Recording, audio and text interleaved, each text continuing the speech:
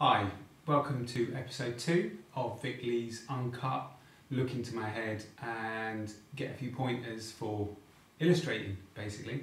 So today I'm going to talk about materials and shortcuts, seeing how you can do stuff without spending a fortune. So the first thing is, people ask me about my working boards and paper and stuff like that. So this is just a piece of plywood, basically. I don't use really expensive drawing boards. I basically just use a flat surface because that's all it is. One tip I would say, is if you're using a plywood, then I always double paper up so that you get a smoother surface when you're illustrating. So yeah, the first one is plywood or any board, MDF that's lying around. Another really simple tip: when you're wanting to draw large circles, I use a piece of string. So if I'm doing a mural, for instance, and I need to draw a big circle, a piece of string is perfect. You make a loop in the end, you feed your pencil through or your instrument through, place it roughly, and then draw a circle.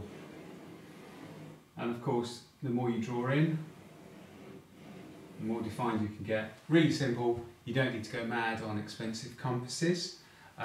Other things I use: plates if I need to. So again, different shapes, cans, bottles, basically anything that's lying around that's got a circle that I can use, I'll use as a template. So you don't need to go mad and stuff.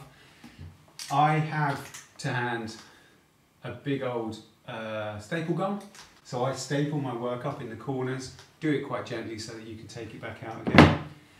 The only thing I would say which is really handy, this is made by Linux, and this is a flexible flexible blendy type thing that you can create shapes with.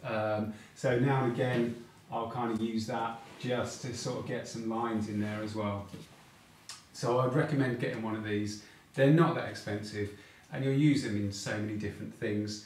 And at the end of the day, when you're feeling unhappy, you can turn it into a smile. And then when you're not feeling so happy, you turn it into a frown. Or you can use it as a scarf if you need to as well. Pretty cool, pretty trendy. So when I do murals, like this one behind me, I use acrylic paints for the shading. Another quick cheat is get an old sponge, cut it into a section, wet it slightly, and then when you put the acrylic paint on, you can use the sponge just to shade and soften it.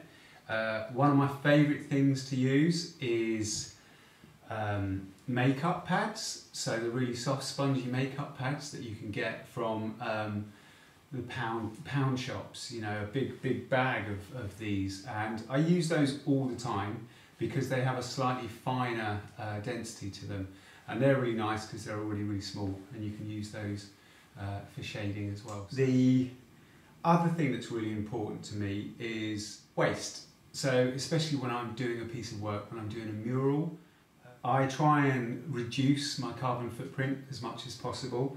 So all the pencils that I use are all these push pencils, which are amazing. So you just push the end and then you change the lead. So I basically have the same pencils for years on end. The pens I use for my murals are they're either Molotow or Poscas. The Molotow pens, people ask me a lot, you must go through a lot of pens when you're doing a mural. I've had the same pens for 9 years now, and all I do is unscrew the end, fill it up with ink, and then I change the nibs once the nibs have run down, and I really wear the nibs down as well.